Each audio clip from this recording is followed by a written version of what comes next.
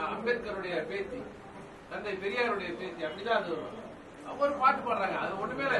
நான் உள்ள வந்தா தப்பான்னு கேட்கறது ஒரு சாதாரண பாடல். ஆனா திட்டமிட்டு ஒரு மிகப்பெரிய வன்முறையை கட்டமைச்சு இன்னைக்கு வெர்ச்சுவல் மீடியா மூலமா அந்த சகோதரி வீட்டை விட்டு வெளியே வர முடியாத அளவுக்கு எவ்வளவு அவதூறுகளை, மெய்நிகர் உலகம்ங்கிறத வெர்ச்சுவல் வேலைப்பாங்க. மெய்நிகர் உலகத்துல மணிப்பூர்ல நடந்த கொடுமையை விட மிக மோசமான கொடுமைக்கு என்னுடைய தங்கை இசைவாணி உட்படுத்தப்படுறாங்க. அவ்வளவு மோசமா இந்த மார்பிங் அதுக்கு பண்ணி எவ்வளவு தூரம் மனமுடைய செய்யணுமோ செஞ்சிருக்காங்க. ஆனா என்னுடைய தங்கை அப்படிலாம் மனமுடையக்கூடிய ஒரு பிள்ளையா இருக்க மாட்டாங்க. மீண்டும் ஊகம் மாறி எந்திரிச்சு வருவாங்கன்னு நான் நம்புறேன். இல்ல, இதுல இருந்து நான் என்ன நினைக்கிறேன்னா, இல்ல அவன் அடிக்க நாம டிஃபென்ஸ் எடுக்கிறதா இங்க பிரச்சனையா. நம்முடைய களம் தற்காப்பு களமா மாறதா இங்க பிரச்சனை. நாம அடிக்க அவரை தற்காப்புக்கு கொண்டு போய் நிக்க வைக்கணும். இல்ல, அதுக்கான நியாயம் இருக்கா இல்லையாங்கிறத கேள்வி. முகநூல்ல போடுறதோ எல்லாமே அவனும் சங்கி பாப்பாங்க. எனக்கு அதை பத்திலாம் கவலை இல்ல. அதுக்கான நியாயம் இருக்கா இல்லையாங்கிறத எங்க கேள்வி. நாம் பிறந்த மண்ணில இன்னமும் ஒரு கோயிலுக்குள்ளார உள்ள நுழைய முடியாதுன்னு நாய் போலாம், கழுத போலாம், பன்னி போலாம். அந்த கோயிலுக்குள்ளார இந்த மண்ணினுடைய பூர்வ கோவிலுக்குள்ள நான் ஒன்னும் பூசாரியா அவர்கள் கூட கேட்கல.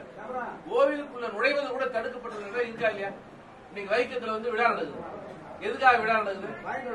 தந்தை பெரியார் 1924 நடத்தின போராட்டம். இதே கோவில் நுழைவு போராட்டம். கோவில் நுழைவு போராட்டங்களோட கோவில் இருந்த தெருவுல நுழையக்கூடாது. அந்த தெரு தான் எல்லா கவர்மெண்ட் ஆபீஸும் இருக்கு. தீண்டாமை என்பது மூலமா அதிகாரத்துல உங்களை அப்புறப்படுத்தலாம். பொது இடத்துக்கு நீ வரக்கூடாது, படிக்க கூடாதுன்னு அர்த்தம். ஆஸ்பத்திரி வரக்கூடாது அர்த்தம், டாக்டர் வரக்கூடாது அர்த்தம், நீதிமன்றத்துக்கு போக கூடாது அர்த்தம். அப்ப நீதிமன்றத்தில் போய் நீ சாட்சி சொல்ல முடியாதுனாக்கா என்ன பண்ணுவான்? அவன் என்ன புகார்?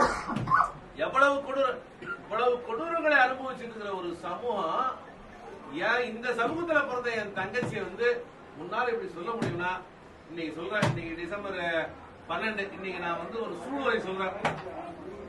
முருகதாசுடைய இயக்கத்துல 1942 வந்த நந்தனார் படம். அந்த நந்தனார் படத்துல அதுல சாதியை சொல்லி இந்த சாதியை இழிவுபடுத்துகிற வார்த்தைகள் இருக்கா இல்லையா?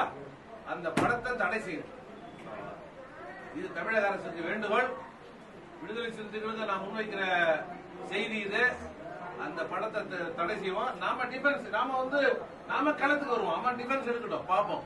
அதனால நம்ம இழிவுபடுத்துகிற எல்லா இலக்கியங்களையும் எல்லா புராணங்களையும் இந்த மண்ணின் பூர்வகுடிகளை இழிவுபடுத்துவதாக அது அமையுமானால் அதை தடை செய்யணும். அதை அந்த திரிபுவாதத்தை அடிச்சு நொறுக்கணுங்கிற ஒரு சூழ்நிலையை நம்ம இன்னைக்கு ஏற்கணுங்கிறதா என்னுடைய அன்பான வேண்டுகோள். அதனால இந்த நாளில் தமிழக அரசுக்கும் தமிழ்நாட்டில் இருக்கிற ஜனநாயக சக்திகளை நான் சொல்ல விரும்புறது, இந்த மண்ணின் பூர்வகுடிகளின் வரலாற்றை திரிவு செய்கிற, இந்த மண்ணின் பூர்வகுடிகளை சாதியை சொல்லி அவமானப்படுத்துகிற காட்சி அமைப்புகளை கொண்டிருக்கிற நந்தனார் படத்தை தடை செய்ய வேண்டும். அதற்காக அனைவரும் இணைந்து களமாடுவோம். அடுத்த பிறந்த நாள்ல நம்ம நினைச்சபடி அந்த மாதிரியான இழிவு பதிவுகள் தடை செய்யப்பட்டிருக்கிறது, மாற்றப்பட்டிருக்கிறது என்கிற மகிழ்ச்சியை நம்ம பதிவு செய்வது நம்ம முன்னாடி இருக்கிற கடமை. பிறந்த நாள் வாழ்த்தை சொன்ன அனைவருக்கும் என்னுடைய மனம் நிறைந்த